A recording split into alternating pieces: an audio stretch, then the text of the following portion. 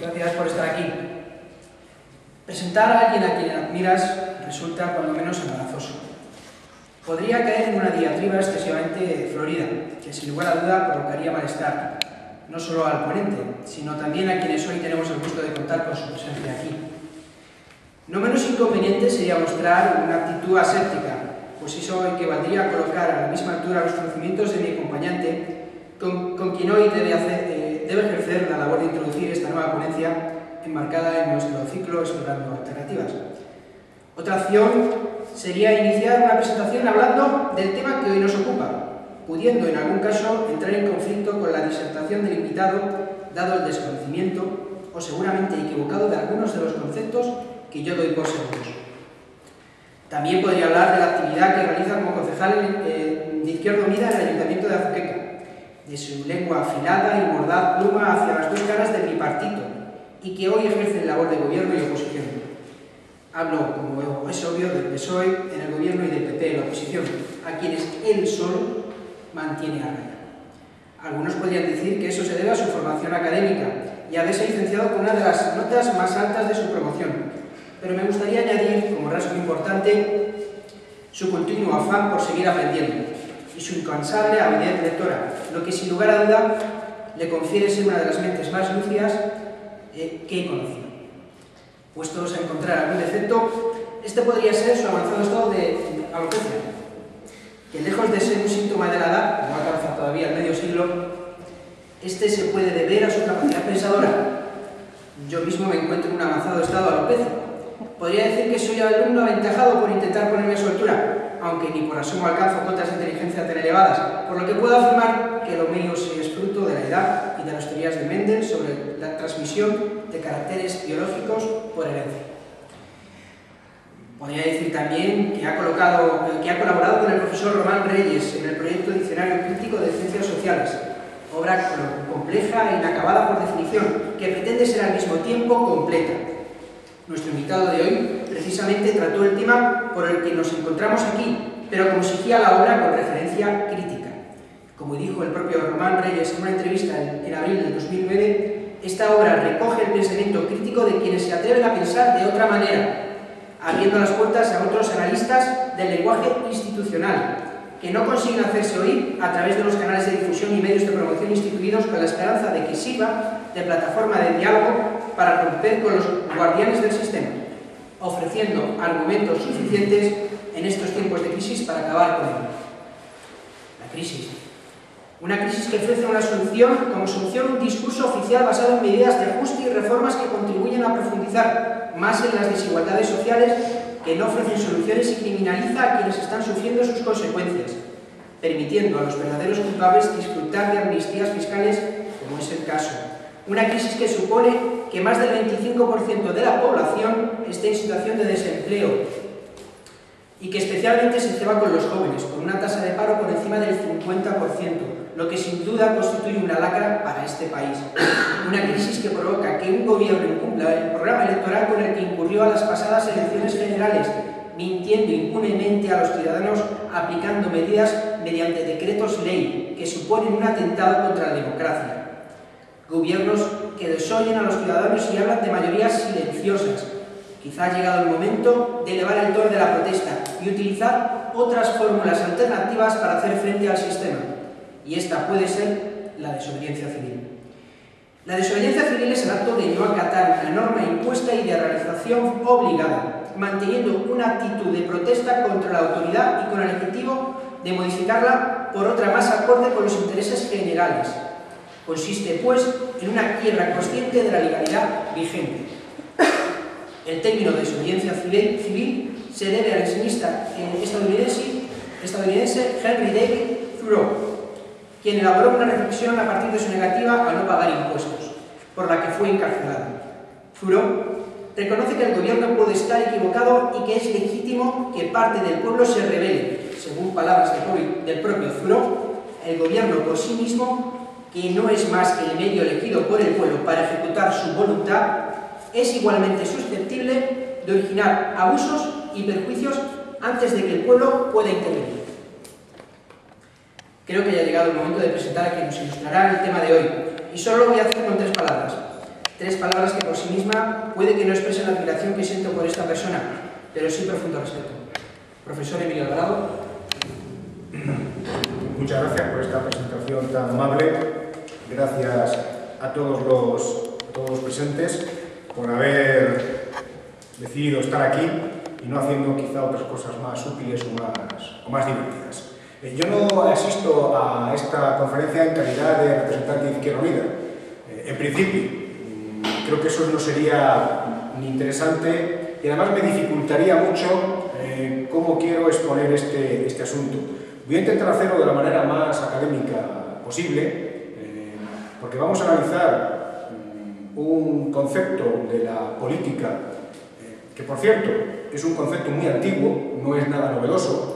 Es verdad que hoy día está de moda por la circunstancia política y social que vivimos, porque tiene unas raíces históricas pues, muy profundas, y a mí lo que me gustaría es que de esta disertación, de esta conferencia a la que he sido invitado, pues el público saliera con un par de ideas bien asentadas sobre lo que significa la desobediencia civil, sobre todo porque si se cree que hay que ejercerla en un momento como el presente, yo creo que también hay que saber defenderla intelectualmente, frente a toda la crítica que a la desobediencia civil le está haciendo el poder que hoy día está constituido y que quiere dominarlo todo. Citaba quien me ha presentado esta obra de Román Reyes, una obra, es un diccionario, por tanto está compuesto por una serie de voces para definir.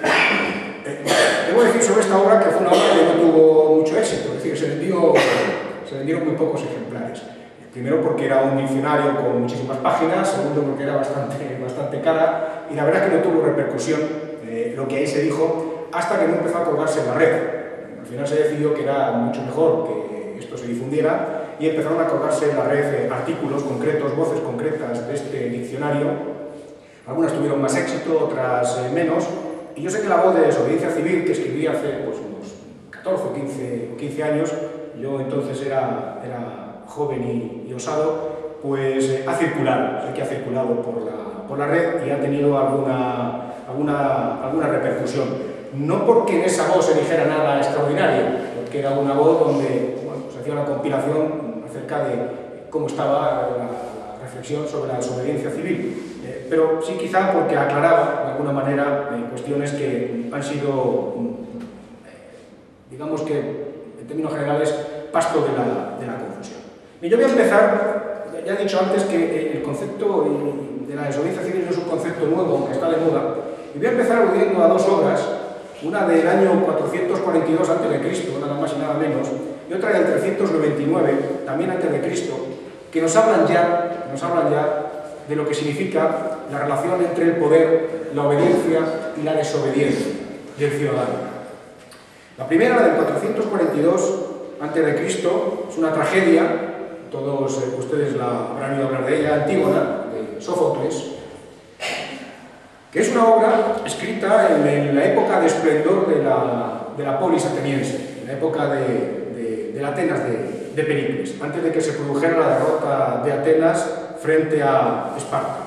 Fue un momento tan brillante de la historia cultural, ya no solamente de Grecia, sino también de Occidente. Digo, fue tan brillante esta época que los hijos ponían en cuestión los prejuicios de los padres de manera completamente abierta. Y esta es una obra donde esos prejuicios de los padres se ponen en cuestión por parte de Sófocles.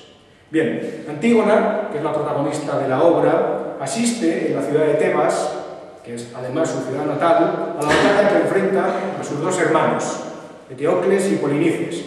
Ambos están luchando por el trono de la ciudad. Por lo tanto, Antígona observa una doble tragedia, la tragedia de 2 hermanos suyos que están luchando a muerte por conseguir el trono de su ciudad y los efectos de una guerra civil. Por lo tanto, ese es el escenario en el que se produce la reflexión de Sófocles. Ambos hermanos mueren en la contienda, uno como héroe y otro como villano. El nuevo gobernante de Tebas, Creonte, que es su tío, el tío de Antígona, decreta que el cadáver de Polinices, el hermano de Antígona que había sido declarado traidor, decreta que no sea enterrado. Esa es la orden del gobernante. que no se entierre el cadáver, precisamente porque Polinices ha cometido el delito más grave que se puede cometer en la polis, que es el delito de traición. Creonte toma esta decisión porque él es el soberano, él es el gobernante, él dicta la ley. Y además el Consejo de Ancianos le da la razón. Por lo tanto, quienes tienen el don de legislar, legislan y toman esta decisión. Dice Creonte: en su vuelta como desterrado, Polinices quiso incendiar completamente su tierra patria y a las deidades de su raza, además de alimentarse de la sangre de los suyos, y quiso llevárselos en cautiverio. Por lo tanto, decreto que se le deje sin sepultura y que su cuerpo sea pasto de las aves de rapiña y de los perros, y un ultraje para la vista. Y quien desatienda esta orden morirá. Quien se atreva a enterrarle morirá. Por lo tanto, hay un mandato por parte del gobernante, que es su orden, y una pena que se impone a aquel que desafíe la ley, que desobedezca la ley. Creonte manda a unos guardianes a hacer cumplir su voluntad, a que vayan al lugar donde Polinices yace. Pero al llegar, los guardianes descubren que Polinices ha sido enterrado, como si fuese una señal de los dioses que ven que los muertos sean respetados por encima de la voluntad de los hombres y de los gobiernos. Aquí está claro que hay un conflicto entre la ley humana y la ley de la naturaleza, es decir, entre la ley positiva y determinados principios que pueden estar por encima de esa ley. Lo que hacen los guardianes es desenterrar el cadáver y vigilarlo.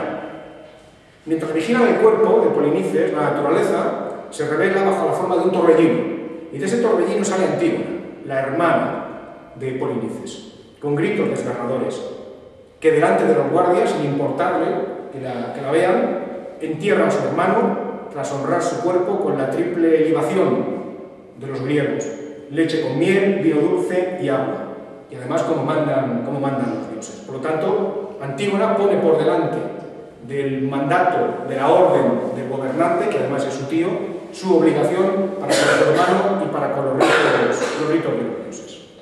Por lo tanto, Antígona desobedece el mandato de Creonte a sabiendas además de lo que le puede ocurrir, asume la pena es la muerte, como antes dijimos. Y además, en este caso, la condena sería por lapidación, una muerte a todas luces cruel. Creonte, enterado de todo, ordena encerrar a Antígona en una tumba abovedada, no se atreve a lapidarla, pero sí que la encierra en una tumba abovedada para que muera de hambre. Una vez que toma esta decisión, recibe la visita, Creonte, de Tiresias, que es el adivino ciego. Es aquel que es capaz de traspasar el tiempo y prever lo que va a ocurrir. Y el adivino ciego, que además es acompañado por un niño, le dice a Creonte que cambie su decisión, que el poder no lo puede todo y que no puede legislar sobre cualquier cosa. Y le dice: estás yendo sobre el filo del destino. Va contra el orden natural matar al que ya está muerto, al que no es, porque los muertos pertenecen a los dioses. Y Tiresias augura males terribles a Creonte si no toma la decisión de liberar a Antígona. Asustado, al principio Creonte se resiste, pero piensa acerca de la profecía de Tiresias, y asustado, Creonte ordena liberar. Finalmente lo decide Antígona, pero es tarde. Antígona, en la desesperación, se ha suicidado, se ha ahorcado en la fría tumba en la que fue enterrada en vida. Pero es que además el hijo de Creonte, Hemón, que estaba enamorado de Antígona, se suicida también. Y la madre de Hemón, que es la esposa de Creonte, también se suicida. Por lo tanto, se cumple la maldición, el augurio de Tiresias. ¿Qué es lo que nos está diciendo aquí Sófocles en Antígona? Nos está diciendo que el gobernante puede legislar, pero no puede legislar sobre cualquier cosa y como lo desee. No puede hacerlo. Que es legítimo desobedecer la orden del gobernante. Antígona lo hace además de manera pacífica, no provoca ninguna revuelta, no intenta asesinar a Creonte, no intenta enemistar a ninguno de sus súbditos contra quien gobierna. Lo hace a título personal, lo hace creyendo que está cumpliendo con un fin que está por encima no solamente de las leyes de los hombres, sino incluso de su propia seguridad. Esta es la respuesta, por lo tanto, que da Sófocles sobre la tensión que existe permanentemente en cualquier sociedad política entre los mandatos del que gobierna y la capacidad del que tiene que aceptar esos mandatos de decidir si son morales o no, si son éticos o no. Y esta es la respuesta que le da Sófocles a esta cuestión. En el año 399, ni siquiera 50 años después, en un momento de decadencia de Atenas terrible, ya Atenas ha perdido la guerra con Esparta, es el momento de un Platón ya maduro, en uno de sus últimos, en uno de sus diálogos más importantes, en realidad son dos, la Apología de Sócrates y Critón o el deber del ciudadano. El planteamiento es completamente al contrario, en solo 50 años. Sócrates está en la cárcel, esperando que se cumpla su sentencia de muerte, acusado del delito de impiedad, que son también cargos, es un cargo muy grave en la polis griega. El delito de impiedad consistía en que corrompía a los jóvenes, pero no los corrompía más que introduciendo en sus cabezas otros pensamientos, simplemente. Esa era la acusación de corruptor de la juventud, e intentando cambiar los dioses de la ciudad. Estas acusaciones eran falsas, todo el mundo lo sabía, Sócrates también. Poco antes de que se cumpla la sentencia, le visita Critón, que es un amigo, y Critón le dice: Sócrates, estamos dispuestos a liberarte, estamos dispuestos a preparar tu fuga. Esta decisión que han tomado los tribunales, esta aplicación de la ley que se hace sobre ti, es una aplicación ilegítima, es una aplicación que va contra la justicia. No hay por qué obedecer un mandato injusto, por mucho que un tribunal lo haya proclamado. Te vamos a liberar y con esto vamos a evitar que se cometa una injusticia, no solamente contra tu persona, sino contra todo lo que tú significas. Sócrates le contesta que no es justo responder a una injusticia con otra injusticia, y que por encima de todo está el respeto a la ley, no a una ley en concreto, como podría ser la que se le aplica en este caso, sino a la ley con mayúsculas. ¿Y cuál es el argumento que utiliza Sócrates? El argumento es que existimos en sociedad porque hay leyes. Si no hay leyes, no hay sociedad. En ausencia de leyes, lo que hay es anarquía. Y la anarquía siempre es peor que el régimen más injusto. Por lo tanto, él debe sufrir la condena, aunque sea una condena injusta, porque hay un fin superior que está por encima de todo, que es el del acatamiento a la ley. Por eso, un Platón ya mucho más maduro, el Platón último, escribió un diálogo titulado Las leyes, que es uno de los más difíciles de analizar, de entender en Platón, en el que diseñaba con detalle la sociedad ideal. Fijaos, por tanto, en estos dos relatos, unos diálogos por un lado y una obra de teatro por otro, cómo está reflejada la tensión que hay siempre entre la autoridad, la ley y la capacidad que tiene el súbdito, el gobernado, el ciudadano, según se le quiera denominar, a la hora de acatar o no esa ley. Aquí ya está escrito, en estos dos textos tan antiguos, está escrito buena parte de lo que después se ha reflexionado, no solamente sobre la desobediencia civil, sino sobre otros muchos aspectos de la política a lo largo de los tiempos. Por lo tanto, ya en Grecia había una oposición entre el soberano y el súbdito, entre la naturaleza y la convención, entre la ley natural y la ley humana, entre la obediencia y la desobediencia.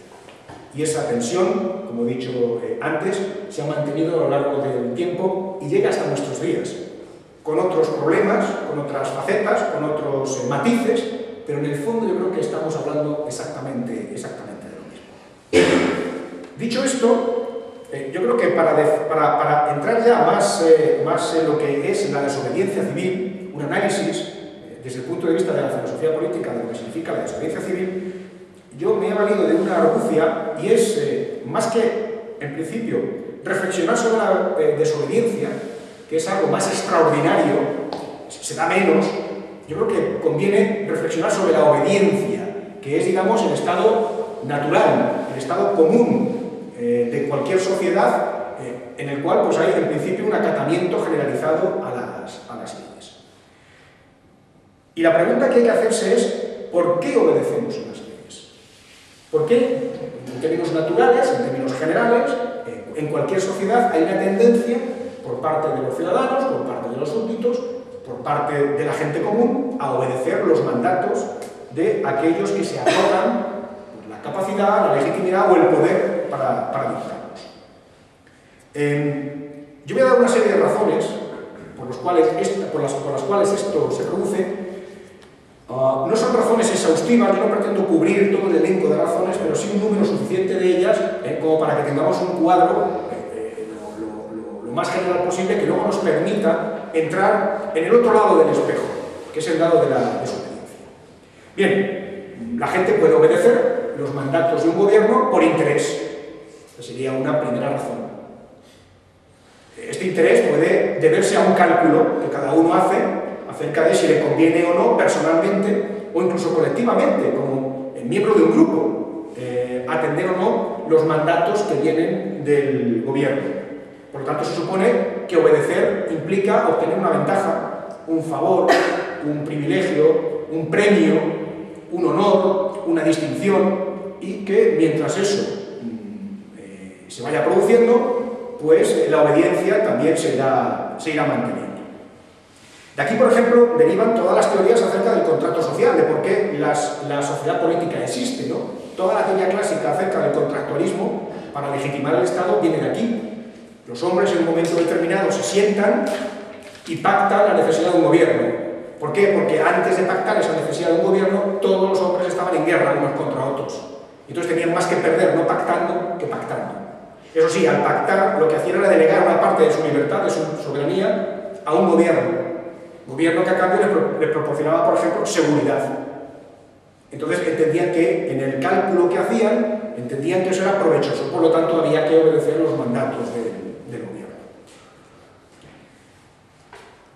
Este tipo de razones para aceptar lo que es un mandato de gobierno funciona muy bien en sociedades individualistas, muy bien. La sociedad española ha sido históricamente una sociedad muy individualista. Decía Salvador de Madariaga en su obra España, ensayo de historia contemporánea, que yo recomiendo que se lea, decía: el español es individualista feroz, pesimista y estoico. El mejor refrán que le digo en español es que el río de la vida pasa a los pies de mi casa y yo a mi ventana. A mí qué me importa si yo estoy bien, si conmigo no va esto. O el arte medio caliente y es la gente de Góngora. O el individualismo ácido y cavileño de Baroja, que en el fondo, al final, lo que conduce generalmente es a asimilar cualquier cosa que el poder diga. Por lo tanto, este individualismo lo que genera es una adhesión al poder por interés. Aunque al final este interés no se vea satisfecho, pero eso es un poco lo mismo. En esta justificación de la obediencia por el interés, es muy común que haya un divorcio entre la moral y los resultados, ya lo decíamos antes. A mí qué me importa cómo haga el gobierno las cosas si al final yo me beneficio. Que el gobierno es un poco corrupto, bueno, pues será el precio que hay que pagar. Que el gobierno en parte se lo lleva crudo, bueno, pues es también el orden natural de las cosas. Que el gobierno miente, bueno, ¿qué me importa si al final satisface mis necesidades? Por lo tanto, hay una admisión de un cierto grado de corrupción, cuando se obedece simplemente por interés, de nepotismo, y sobre todo lo que está reflejando es la idea de que si yo estuviera en el gobierno haría lo mismo, por eso perdono estos pecados, con tal de que el gobierno sea eficaz a la hora de conseguir logros. Esto ha pasado en España hasta hace 4 días, ese es mi punto de vista. Mientras aquí funcionaba la maquinaria del ladrillo, la maquinaria de la especulación, la maquinaria de la corrupción, había muy pocas voces, no nos engañemos, muy pocas voces en contra de un estado inmoral de las cosas. Pero es que cuando uno obedece por interés no se plantean las preguntas morales. Se plantea la pregunta del resultado. ¿Yo gano o no gano? ¿Yo tengo o no tengo un beneficio? Es lo que decía ya Demóstenes en su discurso de la corona, del año 330 a.C. Fijaos que casi lo que decía en aquel momento se puede trasplantar lo que ha pasado en España hasta hace 4 días. Las ciudades estaban enfermas, los unos con los actos públicos y su gestión, aceptando sobornos y dejándose corromper por el dinero. Los otros, los particulares y el conjunto del pueblo, no previendo unas cosas y en otras siendo seducidos por la comodidad y la indolencia cotidianas. o el lamento que hacía Catón, refiriéndose a Cilio Gabrio, su oponente durante la campaña electoral a Censor en el año 189 a.C. Decía: los ladrones de bienes privados viven en la cárcel y con cadenas, los ladrones de lo público viven en medio del oro y la púrpura. Parece que hubieran sido frases escritas a propósito de nuestra situación, y son frases muy antiguas.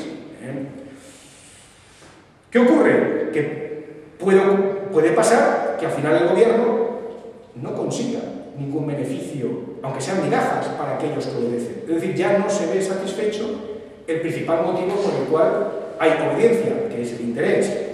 Puede empezar a resultar muy gravoso obedecer a quien tiene la capacidad de legislar, someterse al poder, porque el poder ya no tiene nada material que ofrecer. Obedecer puede empezar a provocar pérdidas constantes en quien obedece, económicas, materiales, de derechos, lo que está pasando ahora en nuestro país. Inasumibles, injustificadas, absurdas, porque además el que manda vive a cuerpo de rey, gobierna a su favor, no da ejemplo, no hay un reparto del sacrificio, sino que hay una concentración del sacrificio precisamente en aquellos que tienen que asumirlo porque son los que obedecen. Y para recuperar la obediencia, un gobierno que solamente se basa en esto, necesita logros, necesita éxitos materiales. Y si no los tiene, ese gobierno está en un gravísimo problema de sustento en cuanto a la ciudadanía sobre la que necesariamente se tiene que apoyar. Por lo tanto, un gobierno que lo fía todo al resultado, a la eficacia, es un gobierno que se lo juega todo a una carta, y que en el fondo es un gobierno muy débil, porque los resultados dependen de las coyunturas, de coyunturas favorables y coyunturas desfavorables. Especialmente si además ese gobierno carece de soberanía para actuar, es decir, no tiene capacidad de decisión sobre todos los ámbitos de la sociedad sobre los que supuestamente gobierna. Esta sería la primera razón por la cual se obedece, por puro interés. Hay una segunda razón, que es que se obedece por convicción. Podemos obedecer los mandatos de un gobierno porque estamos convencidos de que esos mandatos son justos, son legítimos. Esta idea introduce ya un elemento moral en la valoración de por qué se obedece. Bien por apego al gobernante, a la bondad de la norma, a la justicia, a la legitimidad del sistema, lealtad al sistema. Hay una idea de bien, de moralidad, de consideración favorable a las reglas, al procedimiento, a las formas, al gobierno. Es lo que se llama dominación legítima, que es mucho más sólida que la anterior, porque no está ligada a los resultados. A un gobierno le puede ir mal, puede no conseguir todo aquello que pretende, pero si tiene un sustento moral detrás de él, es un gobierno que puede sortear mejor las crisis, los inconvenientes, las coyunturas. La dominación legítima puede ser de tres clases, como nos decía Max Weber, que es el teórico que más estudió esta digamos, forma de obediencia. Hay una legitimidad tradicional, la que está ligada a la historia, que viene a decir lo siguiente: obedecemos a un determinado gobierno porque siempre ha sido así. Ha sido la legitimación, por ejemplo, de la que se ha valido la monarquía históricamente. Los padres engendran a los hijos que les sucederán una vez mueran en el desempeño de las funciones de la corona. Y esto no tiene más vuelta atrás, es así. Esto ha funcionado, esta legitimación puramente tradicional ha funcionado históricamente durante siglos y siglos y siglos, aunque hoy día, evidentemente, está en quiebra. Esta legitimación ya no sirve, pero ha sido una explicación muy contundente para ver la estabilidad de determinados sistemas, formas de dominación que se han mantenido a lo largo de los siglos. También puede haber una legitimidad en la obediencia de carácter carismático, es decir, se obedece a un líder, a una persona en concreto, porque se entiende que ese líder tiene unas características excepcionales que no tiene una persona normal. Por ejemplo, se puede seguir a un héroe, se puede seguir a un profeta, se puede seguir a un sabio, se puede seguir a un santo. Este tipo de legitimidad también ha sido muy importante a lo largo de la historia. Lo que pasa es que es una legitimidad que se da en momentos muy concretos. Tiene que haber una personalidad excepcional que aúna todas las esperanzas de un determinado pueblo en un momento determinado. Y da igual casi lo que este héroe o personalidad carismática pueda pedir a su pueblo, porque en general, si el carisma está bien fundamentado, está bien basado, el pueblo sigue, aunque seguir al líder suponga el sacrificio, suponga la hecatombe. Esto ya lo hemos visto en algunas circunstancias a lo largo de la historia de Europa, por ejemplo. O, finalmente, la dominación legítima puede ser de tipo legal, que es la que suele funcionar en sociedades como la nuestra. Es decir, que es una legitimación ligada al procedimiento mediante el cual se hacen las leyes. Nosotros respetamos determinadas leyes no por su contenido, no si nos parecen bien o mal, sino si han sido realizadas con arreglo al procedimiento democrático. Si son formalmente así, se han realizado así, entonces hay que seguirlas, hay que acatarlas, independientemente de que en un momento determinado convengan o no convengan.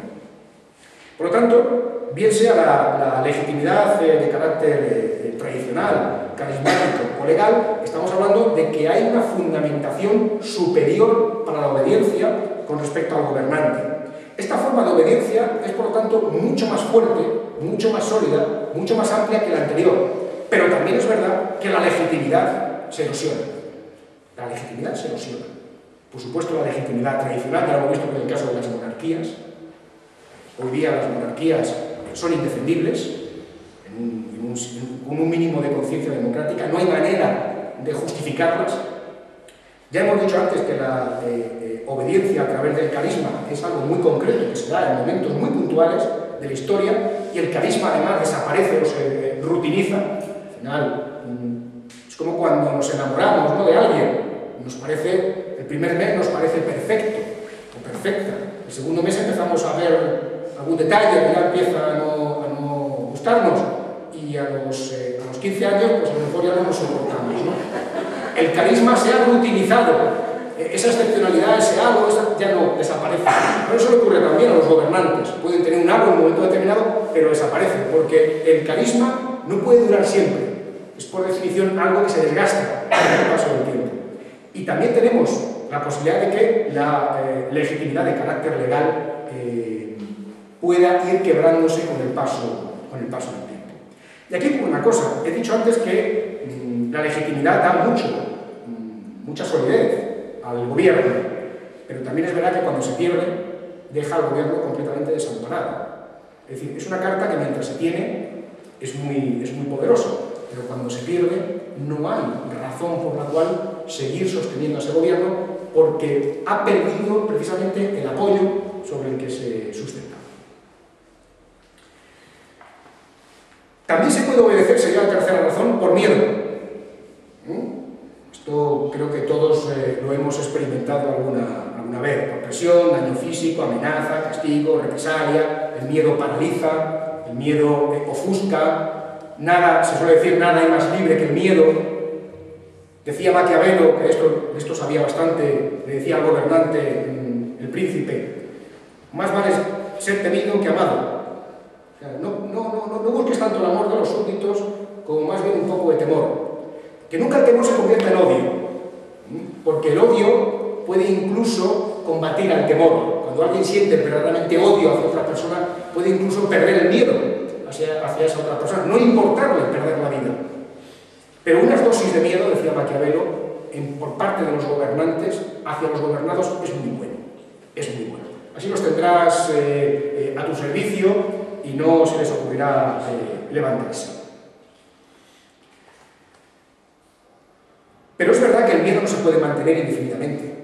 El miedo también es algo muy coyuntural. El miedo se puede mantener mientras se sea capaz de ejercer una presión sobre los gobernados. Pero esa presión requiere un esfuerzo enorme y un coste enorme por parte del que gobierna. Y además, superado cierto umbral de miedo, la gente puede pensar, ¿y qué más da lo que me pasa? Me da igual, no tengo nada que perder. Por lo tanto, el miedo es un elemento que utilizan los gobiernos para mantener la obediencia de los súbditos, pero también es un instrumento, es una herramienta que no puede ser empleado permanentemente. Decía Maquiavelo que hay que emplearlo con inteligencia, a dosis. No se puede utilizar el miedo constantemente, porque al final el miedo se pierde, porque el gobernado acaba teniendo odio hacia el que gobierna. Se puede también, una cuarta razón para obedecer, pues por indiferencia. Por indiferencia, simplemente. Pensar que esto no va conmigo. No ya que yo me beneficio, no, que esto no va conmigo. que yo siento que lo que pasa a mí ni me afecta, ni no me afecta, ni me va bien ni me va mal. Esto se produce cuando hay un retraimiento de la sociedad civil. Cuando los asuntos particulares se nos dice, aunque no es verdad, que nada tienen que ver con la política. Mucha gente se le ha convencido de que la política es una cosa que va por un lado y su vida personal y privada va por otro. Y mientras la gente crea esto, pues va a actuar de acuerdo con esta concepción de las cosas, aunque sea errónea, aunque sea falsa, porque es evidente que la política afecta a la vida privada de todos. Pero, mientras esto no se caiga en la cuenta de que esto es así, se seguirá obedeciendo por indiferencia. Además, la indiferencia requiere menos esfuerzo intelectual y físico, porque es ir a favor de la corriente, no es ir contra corriente. Oponerse al gobierno es ir contra corriente, es incluso sufrir el desprecio de tus semejantes, o la incomprensión al menos de tus semejantes, aparte de la respuesta que puede dar el gobierno a tu actitud rebelde. En todo caso, la indiferencia requiere una salida por parte del gobierno cuando las cosas van mal, y si el gobierno cierra la salida, la indiferencia desaparece. De repente la gente cae en la cuenta de que no le da igual quién gobierna y cómo gobierna, porque en el fondo, si lo pensamos, afecta a cómo van nuestros asuntos, va nuestro futuro, el futuro de nuestra familia, de nuestros hijos, el nuestro personal. A no ser que nos refugiemos en algo espiritual o trascendente, ¿no? Hay quien se traslada a otro plano y dice, bueno, es igual, si aquí hemos venido a sufrir, hemos venido a pasar un mal rato, aguantemos con la mejor sonrisa y ya llegará el momento en el que disfrutemos. Se puede también obedecer por ignorancia, por falta de imaginación, porque ni siquiera hay gente que se plantea la duda de por qué obedecer o no obedecer, ¿no? Muchas veces lo importante no es dar respuesta a un problema, es plantearse el problema. Hacerse la pregunta, no tanto qué respuesta hay ligada a esa pregunta, sino la pregunta en sí. En este país esa pregunta no se ha hecho hasta hace muy poco tiempo. Se está haciendo ahora. Y se está haciendo ahora porque las circunstancias son las que son. Si hubiera hecho esta pregunta ahora, si las circunstancias se hubieran mantenido, yo lo dudo. Pero en todo caso, hay que hacerse la pregunta. Para salir de esa ignorancia, de ese velo que nos tapa. Puede haber una ínfima cultura cívica, atraso, incompetencia de la población. Imaginaos una población que no tiene elementos prácticamente de juicio, no tiene información, una población que no tiene acceso a la cultura, no tiene acceso a la lectura. Pues una población mucho más manipulable, mucho más manejable, pero simplemente por ignorancia. Simplemente porque esa gente no tiene la capacidad de hacerse las preguntas, porque se les han negado los instrumentos para poder plantearse estas cuestiones. También se puede obedecer por engaño. A base de mentiras, de esto sabemos mucho. Medios de desinformación manipuladores, control mental a gran escala, la teoría del shock, se nos venden apariencias falsas, la astucia, el olvido es muy importante. ¿Cuánto recordamos una cosa en una sociedad como la actual, donde a cada noticia le siguen 2 minutos después? ¿Qué capacidad de memorización tenemos? Pues una capacidad muy pequeña, ¿no? Y a veces plantearse la cuestión de por qué obedecemos requiere sentarse y reflexionar un rato. Y además dedicarle una atención. Y en esta sociedad tan loca en la que vivimos, parece que no tenemos tiempo, o que cualquier cosa que dura más de 5 minutos, pues parece que estuviéramos perdiendo el tiempo, porque no merece la pena reflexionar sobre ella. El engaño también es verdad que no puede mantenerse permanentemente. Se tiene que utilizar mucho, pero requiere una presión cada vez mayor, sin fisuras. Por ejemplo, a lo Orwell, a lo Matrix, a lo Fahrenheit 451, a Un Mundo Feliz, a la película esta de Michael Bay, La Isla. Es decir, bueno, al final, por muy perfecto que sea el engaño, por muy bien montado que sea el engaño, al final siempre hay alguien que descubre el engaño. Siempre hay alguien que descubre el engaño. Y si esa persona no es eliminada, pues puede desvelar a los demás que están viviendo en un régimen de mentira, de opresión, y que las cosas pueden ser de otra manera. Fijaos lo que ha pasado, por ejemplo, con Wikileaks, el lío que se ha organizado, el miedo que le tiene el poder a que la información fluya, salga, se sepa por qué se toman las decisiones. Ahora está empezando el juicio al militar, a Bradley Manning, el militar que desveló toda esta información clasificada. Y las penas del fiscal son, vamos, porque no puede ser más, porque no puede ser el paredón, es la cadena perpetua. Ya veremos en qué acaba todo esto. Yo creo que va a acabar realmente mal. Y mirad dónde está Assange. Está en la embajada de Ecuador en Londres, allí asilado, y en cuanto ponga un pie en la ciudad, en cuanto salga del portal de la embajada, lo detienen, lo mandan a Suecia y de Suecia probablemente a Estados Unidos.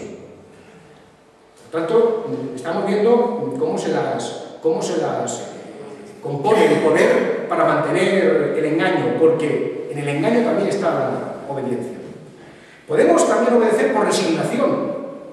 No hay alternativa, no tenemos fuerza, somos débiles frente al poder, estamos desvalidos, todos los políticos son iguales, desconfío de mi vecino,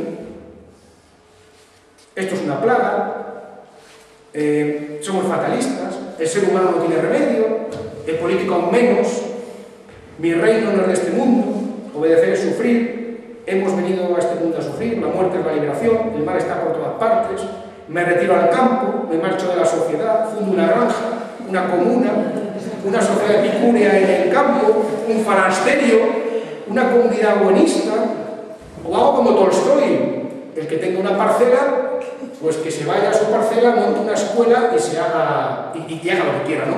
Bueno, son otras posibilidades. Hay una resignación y dice, yo me marcho, esto no tiene arreglo, me voy. Yo esto lo veo muy complicado, esto lo veo muy enredado y aquí no hay manera. Yo ahora esto diría que frente a mi reino no en este mundo, lo que habría que reivindicar, como decía Bergamín, es otra idea. Mi mundo no es este reino, que es la contraria. Por lo tanto, hay que intentar construir mi mundo aquí y ahora. Aunque no digo que no sea legítimo lo otro, de hecho lo otro se nos pasa por la cabeza continuamente. Irnos a un pueblo abandonado y decir, mira, ahí os quedáis, porque esto, de luego, yo no veo por dónde coger.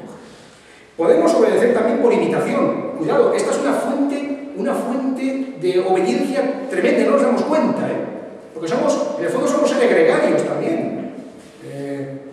Aquí nadie ha nacido aislado de la sociedad, todos hemos nacido en una sociedad. Y por lo tanto, lo que somos, lo somos porque hemos nacido aquí, en estas circunstancias. ¿Cómo seríamos si hubiéramos nacido cada uno de nosotros en una isla desierta? Yo no me lo imagino. No tengo ni idea.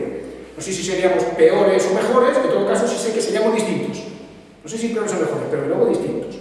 El hombre es un ser social que imita a sus semejantes. Por eso somos todos tan parecidos. La presión del grupo es muy importante. Aquí está la teoría del hombre masa, que se comporta pues como se comporta. La idea de sentido común. Nos definimos como miembros de la comunidad a la que pertenecemos. Hay la corriente dominante que nos lleva. Oponernos a la comunidad es renunciar en parte también un poco a lo que somos. Hay una parte nuestra que es como es porque estamos en esta comunidad, en esta sociedad. Además es oponernos también en quien nos referenciamos, asumir el rechazo social, un cierto aislamiento, que es a veces un castigo más duro que el puramente penal. Y esta es una fuerza muy poderosa, porque se ancla en la mentalidad de las personas. Es lo más difícil de cambiar. La mentalidad, lo profundo, las razones profundas por las cuales actuamos. Por eso es muy importante, los primeros que rompen con la norma. Primero porque son héroes, son capaces de oponerse a la fuerza de la costumbre, a la fuerza de la imitación. Y en segundo lugar, porque pueden ser ejemplos a imitar. Igual que se imita la obediencia, se puede imitar la desobediencia. Igual que se dice, no publiquemos notas sobre suicidio, porque parece ya que se publican notas sobre suicidios, hay una hora de suicidios, pues no dejemos que haya desobedientes civiles, por ejemplo, que con su comportamiento puedan contagiar la opinión de los demás, porque al final no tendremos a uno, tendremos a un ejército de desobedientes civiles. Porque además, cuando se cambia la mentalidad social, ya no hay poder que se sostenga. Este es un hecho también evidente. Los poderes se sustentan en las mentalidades de las personas. La penúltima razón que se me ocurre es que también podemos obedecer por irracionalidad. Antes, la primera era por razón. La razón, hacemos un cálculo y decimos, nos conviene. También se puede obedecer por irracionalidad, que es lo contrario.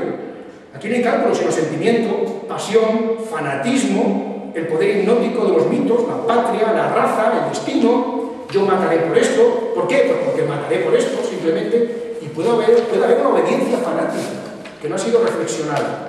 Esto a veces va ligado al culto al héroe. No siempre, pero a veces va ligado al culto al héroe. Y finalmente se puede obedecer por una mezcla de todo lo anterior. Nunca hay una razón pura para obedecer, ¿no? Hay una mezcla de todas estas cuestiones. Y por las mismas razones que obedecemos, también desobedecemos. Porque lo otro la desobediencia es la imagen especular de todo esto que estoy diciendo. Por lo tanto, yo dejo a cada uno de los que estáis aquí que conteste esta pregunta. ¿Cuáles son las bases de vuestra obediencia en particular? Dicho esto, ¿por qué obedecéis generalmente a las cosas? ¿Por qué razón? ¿Por alguna de estas? Te digo, puede haber alguna otra que se me ha escapado, creo que la lista, te digo, no tiene pretensión de exhaustividad, pero yo creo que es lo suficientemente completa como para dibujar un cuadro.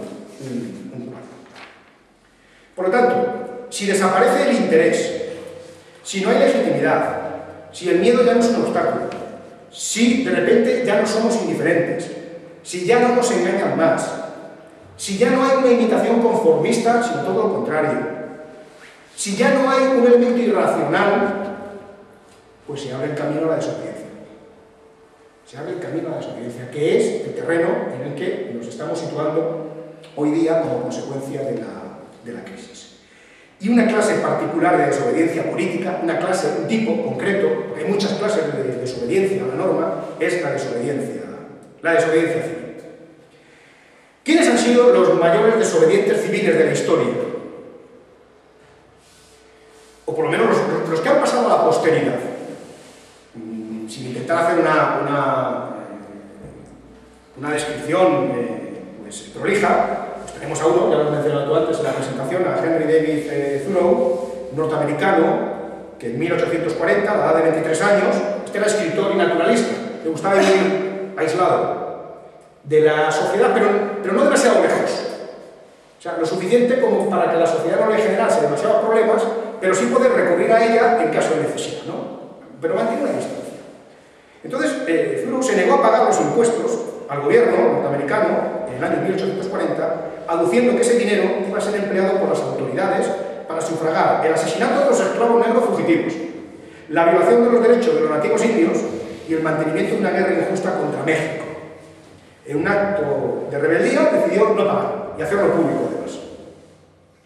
Se dejó conducir pacíficamente a la cárcel, es decir, aceptó la pena que llevaba en ese caso su acto de rebeldía, pero es verdad que al día siguiente salió de la cárcel, es decir, estuvo una noche, tampoco, bueno, es decir, podía haber hecho menos, ¿no? Y consintió que su tía pagara los impuestos que él no había pagado. Muchos le critican diciendo, hombre, tampoco fue tanto. Bueno, tampoco fue tanto, pero hay quien hace menos. Y en todo caso, además de este gesto, lo que hizo fue escribir ya sobre el asunto. Él empezó a pensar, era muy joven, tenía 23 años. Empezó a pensar y dejó una serie de escritos muy interesantes sobre la justificación de la desobediencia civil. Sobre lo importante que es a veces oponerse al gobierno para evitar una injusticia mayor. Y él lo hacía, cuidado, lo hacía desde un punto de vista radicalmente individualista. O sea, Thoreau es un individualista. Para él, el mejor gobierno es el que no existe. Y si de algo tiene que ocuparse el gobierno, que sea de lo menor posible. Porque allí donde interviene el gobierno, no hay más que al final dominación, corrupción y arbitrariedad. Tolstoy es otro desobediente civil, en este caso contra el zarismo. Él escribió dos obras relacionadas con este tema, escribió muchísimo, obviamente, como literato, como uno de los grandes novelistas de la historia de la novela. Dos libros que se refieren precisamente a esto, a los hombres políticos y el reino de Dios está en vosotros. Él hace una reflexión de la desobediencia civil desde el punto de vista del cristianismo. En la desobediencia civil, quiero que esto quede claro, hay una parte muy importante de pensadores que la han defendido y que la han seguido desde un punto de vista religioso. Desde un punto de vista muy religioso. Tolstoy es un caso clarísimo al respecto. Decía Tolstoy que el poder está siempre en manos de los peores. Esto es una definición incontrovertible. ¿Por qué? Porque para tener poder hay que ser cruel. Y la gente que no es cruel no va a tener poder. Por lo tanto, siempre en el poder habrá los más crueles. Por lo tanto, desconfiemos del poder. No esperemos nada bueno del poder. Y para acabar con la injusticia del poder, que es violencia, o sea, el gobierno es violencia por definición, lo que se requiere es conciencia, nunca violencia. Resistencia. Resistencia pacífica, resistencia activa, intentar convencer, pero sin utilizar nunca el recurso a la violencia, nunca. En eso, la desobediencia civil siempre, digamos que ha mantenido una línea clara en su definición, ¿no? Un desobediente civil nunca aplica la violencia, nunca. Aguanta la violencia que sobre él se ejerce, pero nunca aplica la violencia sobre el que la ejerce. Es la idea del pacifismo cristiano, es la idea del sermón de la montaña, de las bienaventuranzas. El único medio, decía Tolstoy, con que en la actualidad se puede vencer a los gobiernos, en este caso al gobierno zarista, que es un gobierno corrupto, cruel, insensible, terrible, mentiroso, es formar un ejército de hombres del pueblo, que hayan comprendido en qué consiste la injusticia, el perjuicio que les hace y que dejen de sostener a ese gobierno de manera pacífica. Directamente que le den la espalda al gobierno.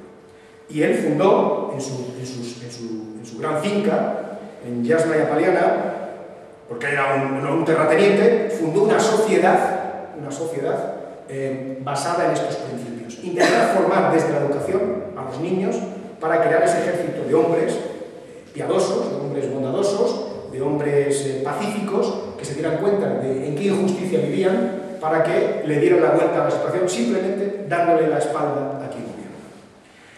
Otro ejemplo grandioso de desobediencia civil es Gandhi. Gandhi es quizá el ejemplo que más se utiliza, ¿no? Más se pone. Él decía que hay tres tipos de no violencia pasiva. La no violencia pasiva del cobarde, decía, esa no me vale. La violencia pasiva del débil, esa no me vale. Y luego está la violencia pasiva del fuerte. Esta es la importante, la del fuerte. Que le llamaba satyagraha, que es la más conveniente para hacer frente a la opresión. Se basa en el pacifismo, en la disposición al sacrificio propio. O sea, hay que estar dispuesto a sacrificar la vida, decía Gandhi. Puede ser el precio que haya que pagar. Pero siempre la vida propia, nunca el mal ajeno, jamás el mal ajeno. El respeto escrupuloso a la verdad, el gradualismo, es decir, hay que ir oponiéndose al gobierno injusto peldaño a peldaño, primero con las medidas más leves y luego con las medidas más contundentes. Pero hay un límite siempre, es la violencia. Si se utiliza la violencia, aquel que se opone al gobierno se convierte en lo mismo que está combatiendo y por lo tanto pierde toda justificación. Decía Gandhi que la verdad radica en que el poder está en la gente y es confiado momentáneamente a quienes ella puede elegir como representantes propios. Los parlamentos no tienen poder, ni siquiera existencia independientemente del pueblo. Por lo tanto, lo que tiene que hacer el pueblo es llegar a la convicción de que el poder reside en él y tiene que hacérselo demostrar a quien gobierna.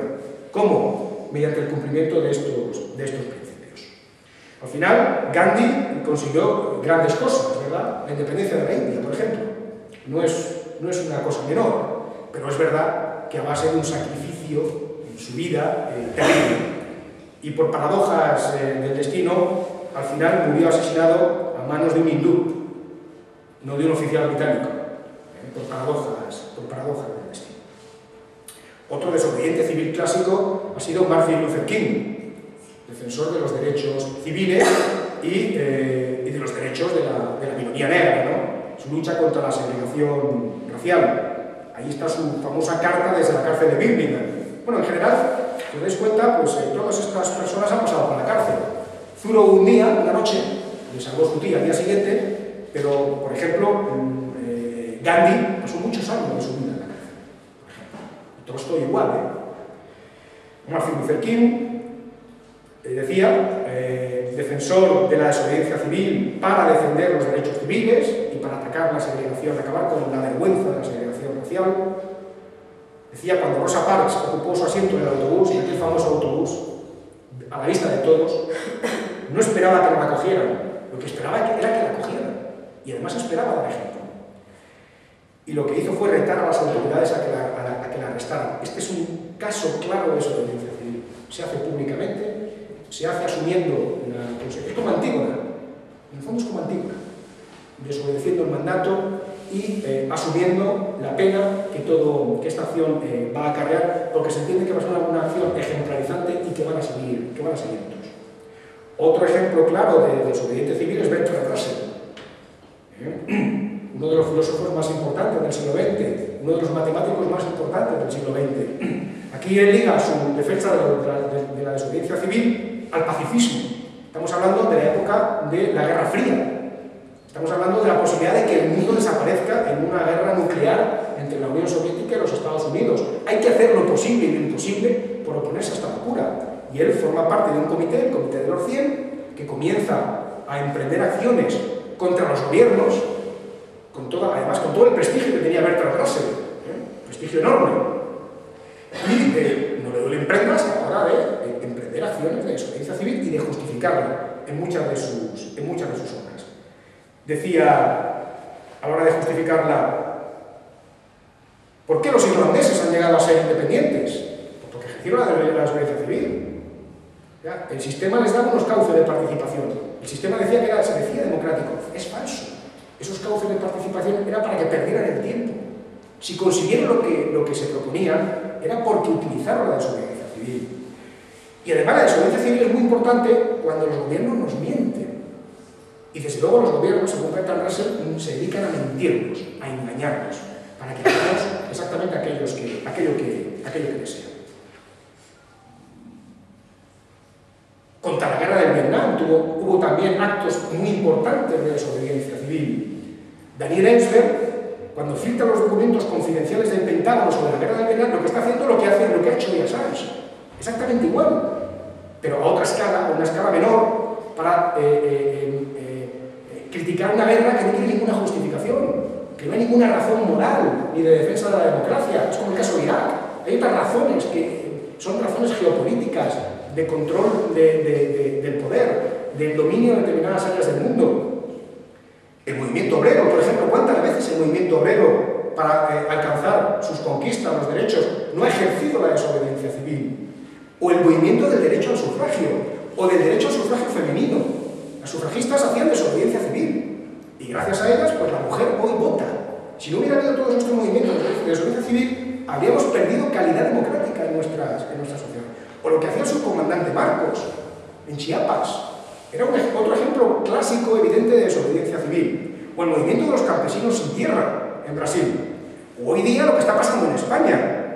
El 15M, la plataforma por la desobediencia civil, en la que está, por ejemplo, un montón de asociaciones vecinales, la Comisión Legal Sol, los grupos de consumo, la izquierda anticapitalista, los ecologistas en Acción de Madrid, la Asociación Libre de Abogados, el Frente Cívico Somos Mayoría, el Sindicato de los Trabajadores del Campo, la Plataforma de Afectados por la Hipoteca. Es decir, cada vez hay, en una situación de crisis como la actual, donde se está viendo que hay una agresión a los derechos básicos ya de las personas, pues surge de nuevo la desobediencia civil como un instrumento legítimo de oposición por parte de los ciudadanos a unos mandatos de los gobiernos que son mandatos crueles y que se asemejan mucho a aquello que Creonte decidió en un momento determinado y por el cual pagó la maldición de Tiresias.